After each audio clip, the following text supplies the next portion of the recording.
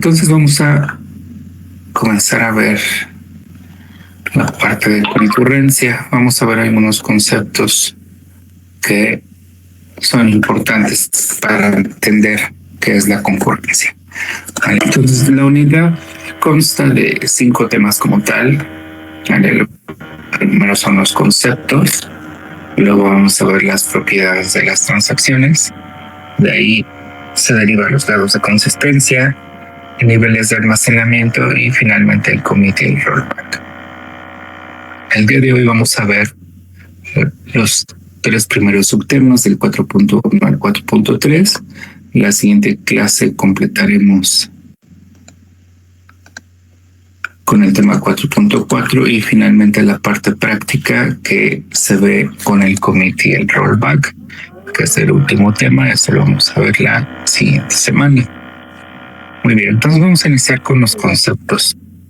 El primero y pues más importante es ¿qué es una transacción? La transacción dentro de los sistemas gestores de bases de datos se define como un conjunto de órdenes o de instrucciones que se ejecutan formando una unidad de trabajo.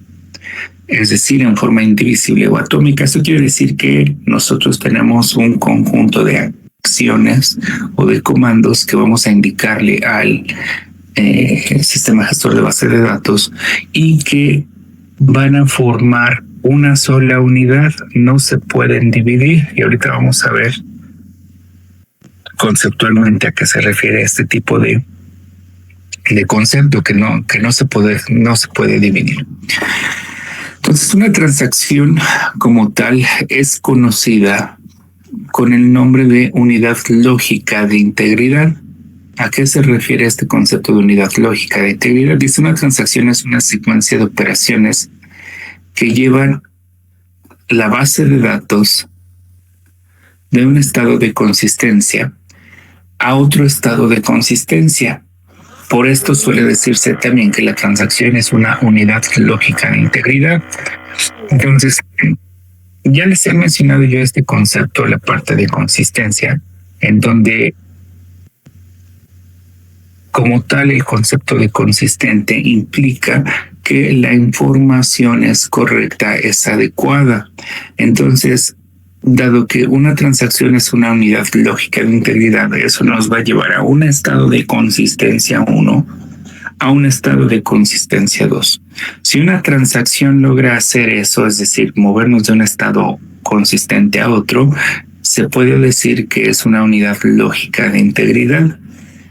Por el contrario, si una transacción no está bien diseñada y no se logra eso, entonces no cumple con esta característica. Lo que sí es un hecho es que cuando nosotros diseñemos una transacción como usuarios de la base de datos, debemos de asegurarnos que se cumpla esta característica de unidad lógica de integridad.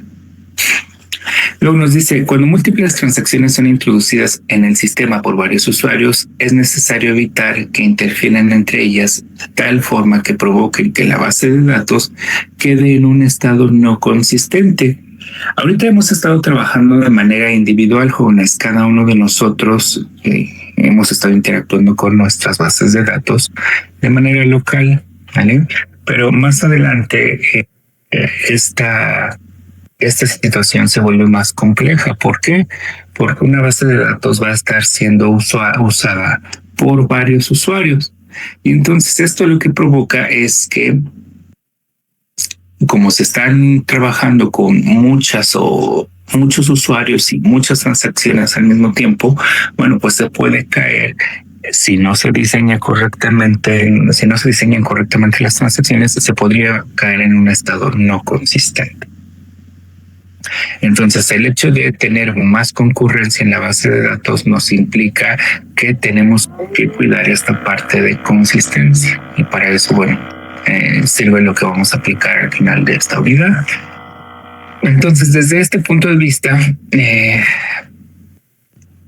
se define a la transacción como una unidad lógica de concurrencia, que es el siguiente concepto. Vale, entonces es básicamente como varios usuarios pueden interactuar con una base de datos y específicamente con el sistema gestor de base de datos, una transacción debe de considerar eso, el poder manejar todas esas peticiones de los usuarios sin generar algún conflicto en el sistema de base de datos. Entonces es por ello que se conoce como unidad lógica de concurrencia. Déjenme borrar esto acá. Formación. ¿Vale? Entonces ya tenemos aquí dos conceptos. La primera es que una transacción debe de cumplir con la característica de ser una unidad lógica de integridad, es decir, pasar de un estado consistente a otro, y que debe de ser lo suficientemente robusto para poder manejar las peticiones de varios usuarios. Dicho en otras palabras, debe de poder manejar la concurrencia y por lo tanto se convierte también en una unidad lógica de concurrencia. ¿Vale?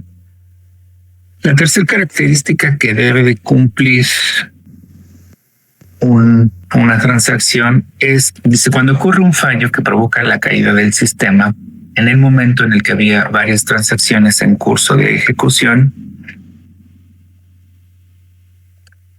si hubiera alguna situación por la que el sistema queda abajo, probablemente la base de datos tendrá información que es errónea.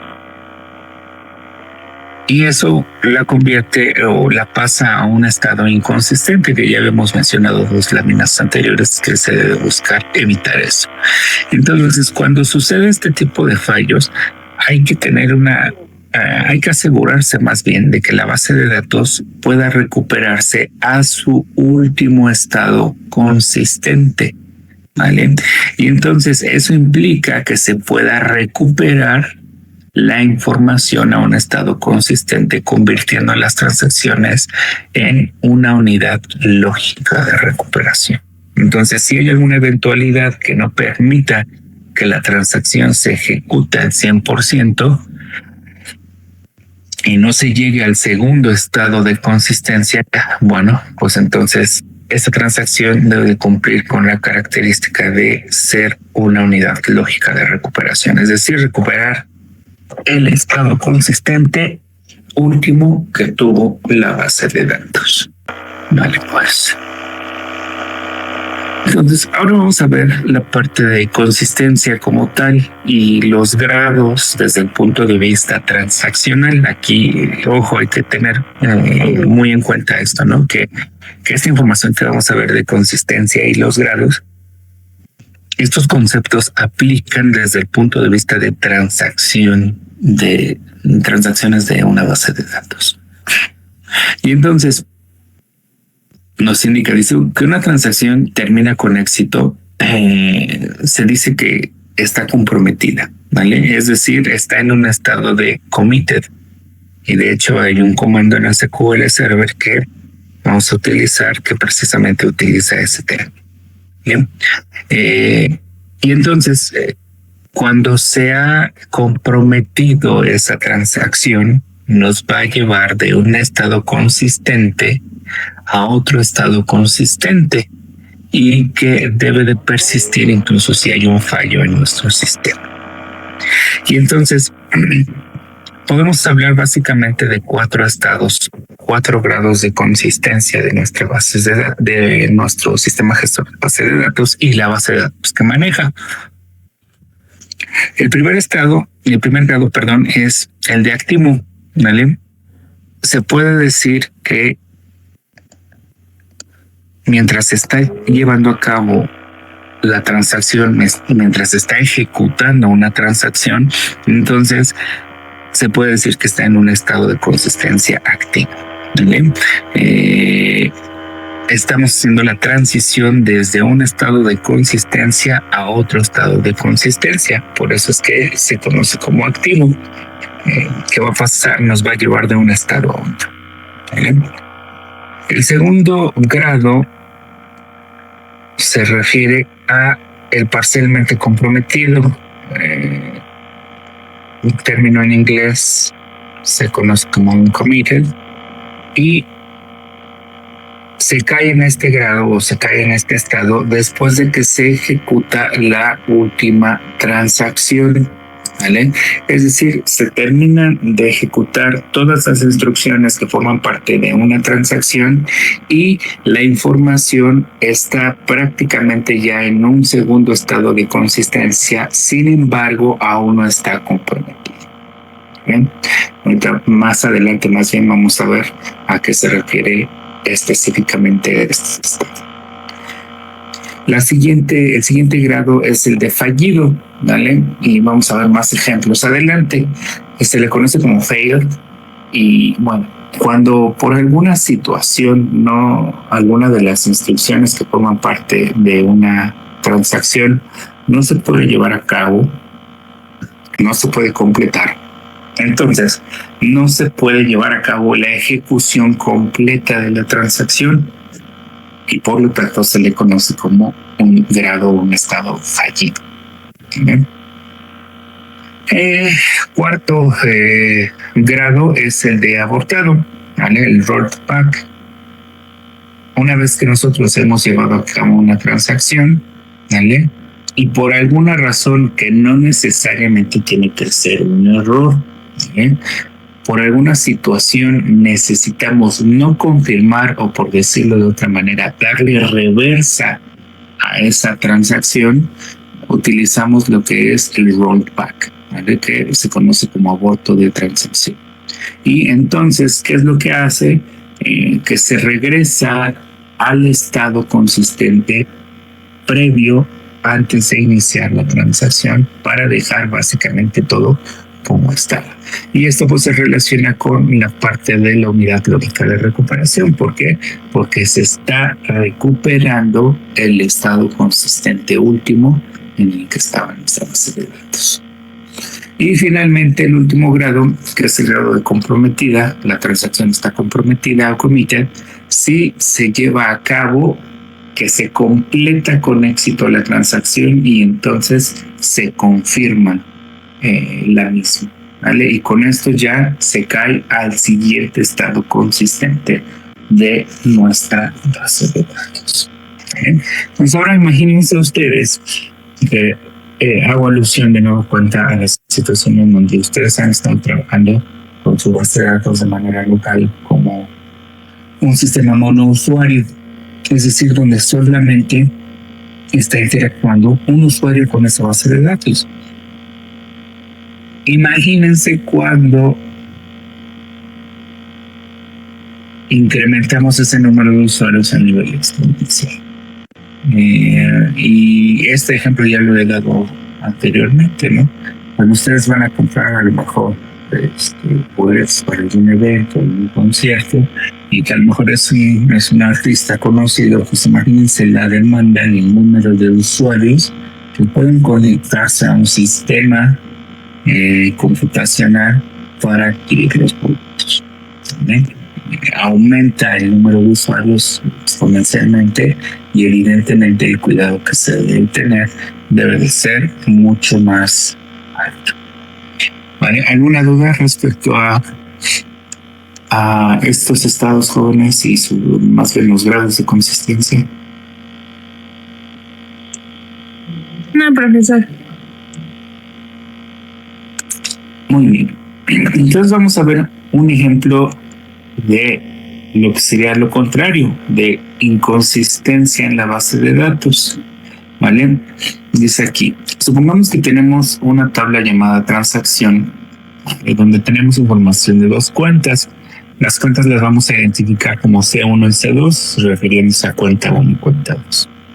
Dice la primera con el último movimiento de 1,000 pesos y la segunda con 500. Entonces, vamos aquí, hacemos una consulta que ya sabemos cómo hacer esto. Hacemos un select asterisco con transacción y vemos aquí los movimientos registrados. Y entonces vemos que la cuenta 1 tuvo una transacción de 1,000 pesos con esta fecha y hora, y la cuenta 2 tuvo una transacción por 500 pesos en esta fecha. ¿Vale? Pues ahora bien, el cuentaviente de la cuenta 1 dice el cuentaviente de la cuenta 1 transferir 100 pesos al cuentaviente de la cuenta 2, es decir, de esta cuenta donde hay actualmente 1,000 pesos, queremos pasar 100 a esta segunda cuenta que tiene una transacción de 500 pesos. Dice, eso requiere 2 movimientos o transacciones, o instrucciones en el sistema gestor de base de datos. La primera instrucción va a retirar los 100 pesos de la cuenta 1 y la segunda va a acreditar o abonar los 100 pesos en la cuenta 2. Pues aquí estamos hablando básicamente de un ejemplo de transacción. ¿Por qué? Porque necesitamos más de una instrucción donde tenemos que reflejar cambios en nuestra información de la base de datos. Y entonces tenemos que sacar 100 pesos de aquí y abonarlos en esta parte. Y eso implica 2 pasos desde el punto de vista de lenguaje de manipulación de datos. Y entonces, estas son las 2 instrucciones que requerimos para poder llevar a cabo esa tarea. Entonces, si se fijan, en la primera hacemos un insert en la tabla transacción, donde estamos indicando que en la cuenta 1 se hace un retiro de 100 pesos, es decir, se pone el menos 100 y se le indica el momento en el que sucede esa acción. La segunda instrucción nos implica, igual en la tabla de transacción, insertar para la cuenta 2 un abono de 100 pesos con la fecha y hora actuales. Y si volvemos a hacer un select, pues vemos el reflejo de lo que está sucediendo al llevar a cabo esas 2 instrucciones. Tenían 1,000 pesos en la cuenta 1 y después se hizo un retiro de 100 pesos. O más bien, se hizo un depósito inicial de 1,000 pesos y después se retiraron 100. En la cuenta 2 se hizo un depósito inicial de 500 pesos. Generalmente cuando uno abre una cuenta nos quieren hacer un depósito y después se hace un abono a esa cuenta por 100 pesos. ¿Vale? Evidentemente este ejemplo es muy sencillo. Podría haber mucha más información involucrada en este tipo de ejemplo, como sería el hecho de tener un saldo de cada una de las cuentas, ¿vale? Eso no lo tenemos aquí. Pero, repito, esto es simplemente un ejemplo sencillo para ejemplificar los conceptos de consistencia o inconsistencia en el momento en el que sucede alguna situación imprevista. Entonces, ahora bien, vamos a suponer que mientras está retirando el dinero de la primera cuenta y se va a generar la segunda instrucción, ¿vale? Hay un problema con el sistema y no se logra ejecutar correctamente toda la transacción. Recordemos que aquí estamos hablando de 2 pasos, pero estos 2 pasos en su conjunto forman una sola transacción. Ya vimos que una transacción puede estar compuesta por una o varias instrucciones. Como tal, en este ejemplo, esa transferencia de dinero de una cuenta a otra y las 2 instrucciones que se requiere para hacerlo forman una transacción como tal. Y entonces, entre que se ejecuta la primera y el primer y segundo comando de esta transacción, vamos a suponer que sucede un fallo del sistema. ¿Vale? Si esto fuera el caso, que se pudiera llevar a cabo la primera sentencia, pero no la segunda, se caería en un estado de inconsistencia, ya que se retiraron los 100 pesos o el dinero de la cuenta número 1, pero no se acreditó el dinero en la cuenta número 2. Y entonces, el cliente de la cuenta número 1, o el cuentaviente de la cuenta número 1, de cierta manera ha perdido su dinero, porque ese nunca fue a parar al destino donde quería él transferirlo, que en este caso es la cuenta número 2. Y el receptor de esa transferencia seguirá esperando el dinero que se acredite en su cuenta bancaria. Entonces ya estamos en un estado de inconsistencia, porque de esos 100 pesos que salieron de una cuenta no hay registro de a dónde fueron a pagar. Entonces vamos a ver cuáles son las propiedades de las transacciones. Si vuelvo yo aquí al temario, fíjense que el punto número 2 es precisamente esas propiedades de las transacciones. Ya vimos los grados de consistencia, que son los 5 que mencionamos respecto a en los estados en los que se puede caer cuando se lleva a cabo una transacción. Muy bien, ahora vamos a ver unos conceptos que son muy importantes para entender lo que es una transacción. Nos dice esto, que una transacción debe de ser atómica. ¿A qué se refiere este concepto de atomicidad? Dice, aquellas operaciones que la componen deben de ser ejecutadas en su totalidad o no ser ejecutadas en absoluto. Volviendo al ejemplo, estas dos instrucciones de SQL Server, estos dos inserts, deben de llevarse a cabo de manera conjunta para poder pasar de un estado consistente a otro estado consistente. Por lo tanto, se entiende que esa transacción formada por estas dos instrucciones debe de ser atómica e indivisible. Dice, en el ejemplo de las láminas anteriores, la transacción está compuesta por dos instrucciones de SQL, donde la primera retira el dinero de una cuenta y la segunda deposita el dinero en la cuenta 2. Entonces, una unidad lógica de trabajo, si ustedes se acuerdan, se mencionó que una transacción es una unidad lógica de concurrencia, también es una unidad lógica de recuperación y también es una unidad lógica de integridad. Bueno, estas características le confieren a las transacciones el término o el mote de unidad lógica de trabajo, es decir, la transacción como unidad lógica de trabajo debe de tener la característica de ser atómica. Y entonces, una transacción debe de tener como tal 4 propiedades que se conocen por sus siglas en inglés como ACID. La traducción al español sería ácido, pero bueno, básicamente es el acrónimo de estas 4 características, algo de estas 4 propiedades. La primera es la atomicidad, la segunda es la coherencia, la tercera es el aislamiento, que en inglés se conoce como isolation, por eso es una I, y finalmente la durabilidad, ¿vale? Y para que una transacción cumpla con estas 4 características, se le va a conocer como que tiene las propiedades ácidas. Vamos a ver cada una de ellas. Pues la primera es la atomicidad. La atomicidad, esto ya se ha explicado de manera general, implica que una transacción se lleva a cabo de manera completa si y solo si todas las instrucciones que la componen se llevan a cabo de manera correcta, ¿vale? Y se llega hasta la consecución de la transacción. Si por alguna razón en algún momento no se puede llevar a cabo alguna de las instrucciones, entonces se debe de considerar que no se lleva a cabo ninguna de ellas. Y aquí es donde aplica el término de darle reversa a esa transacción, es decir, que se regresa al último estado consistente conocido.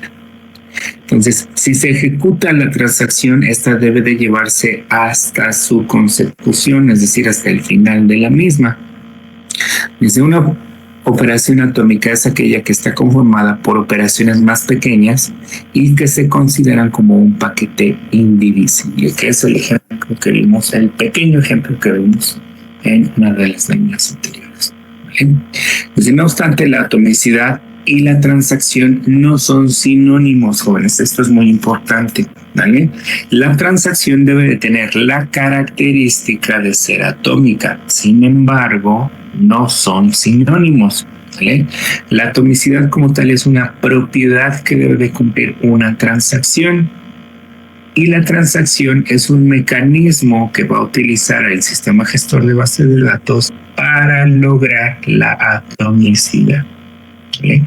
Y entonces, más adelante vamos a ver cómo nosotros implementamos esa transaccionalidad en SQL Server y vamos a verificar y a ver de primera mano más bien cada una de estas características.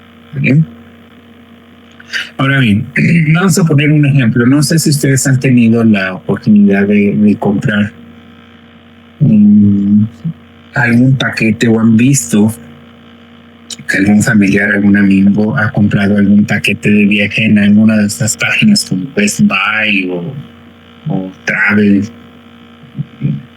cualquiera que se dedique a la venta de viajes, ¿vale? Digo, no está orientado solamente a este tipo de páginas, pero yo he visto este tipo de ejemplo que les voy a poner en las páginas que venden viajes.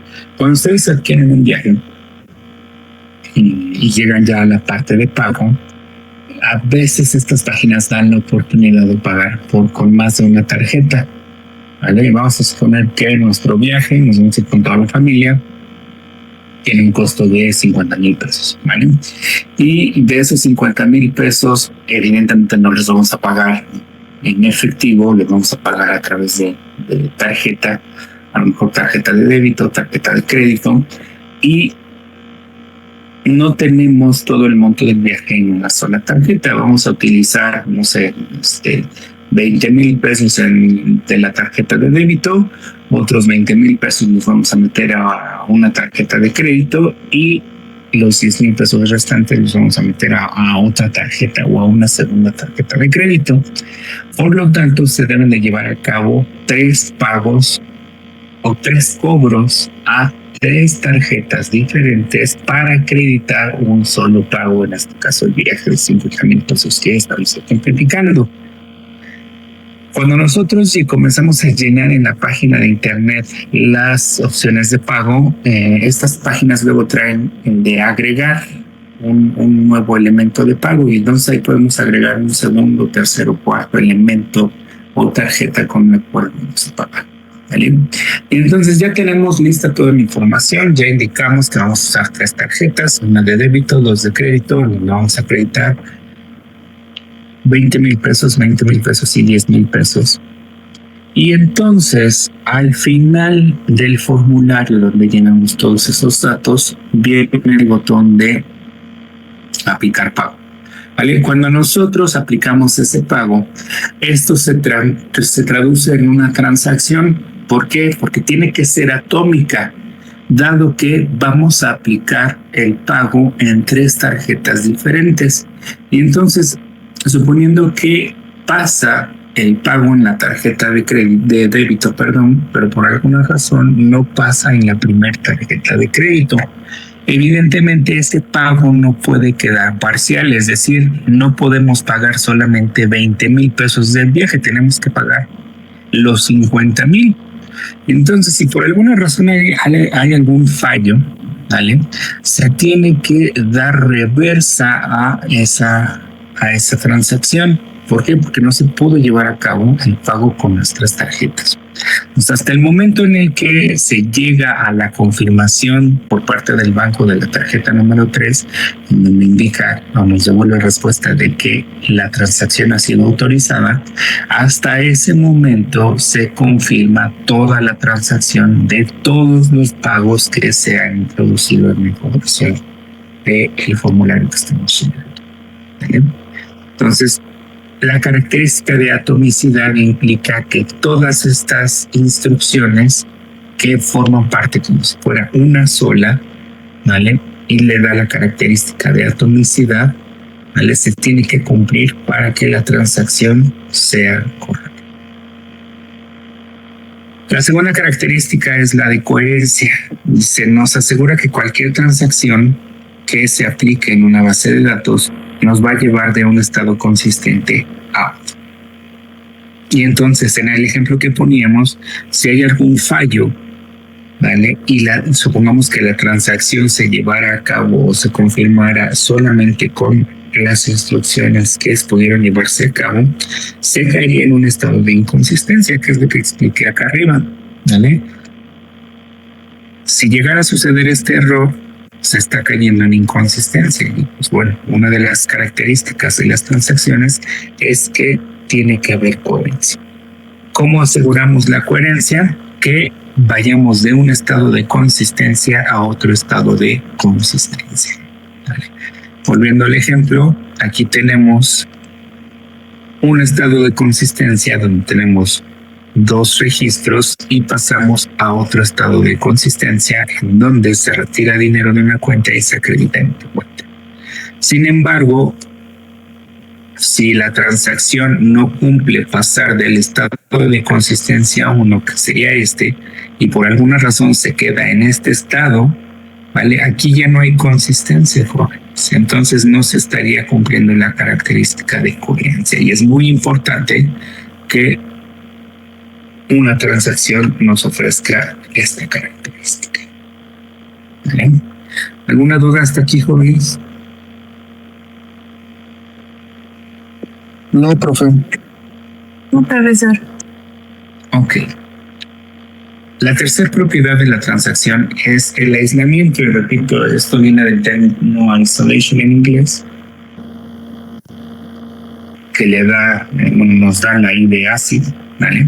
Y esta propiedad básicamente se refiere a que una operación no afecte a otras operaciones. Repito, hasta el momento hemos estado trabajando de manera aislada, cada uno en sus bases de datos de manera local. No hay más usuarios, ¿vale?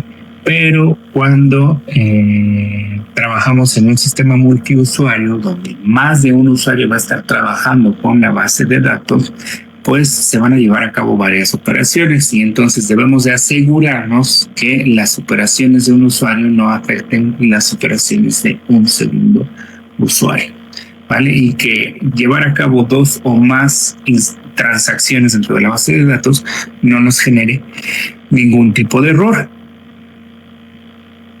Volviendo al punto del ejemplo de venta de boletos, ¿vale? Cuando ustedes van a comprar boletos de algún evento, algún concierto, ¿vale? Ustedes se meten a la página, eligen el tipo de boleto, el costo y indican la de boletos, ¿vale? Ustedes cuando le dan en buscar, el sistema les responde con una propuesta de boletos, ¿vale? O de lugares, ¿vale? para el evento al que quieran asistir, ¿vale? Si han notado, las páginas les indican, ¿no? Dependiendo del sistema que estén usando, pero les indican los boletos que te estamos presentando o la propuesta que se te está presentando es válida por los siguientes 5 o 10 minutos, ¿vale? Esto lo que hace es bloquear esos boletos para cualquier otro usuario, porque si esto no se hiciera, imagínense ustedes que llegan el día del evento al concierto, buscan sus asientos, ¿no? Cuando ustedes llegan resulta que ya hay alguien más sentado ahí.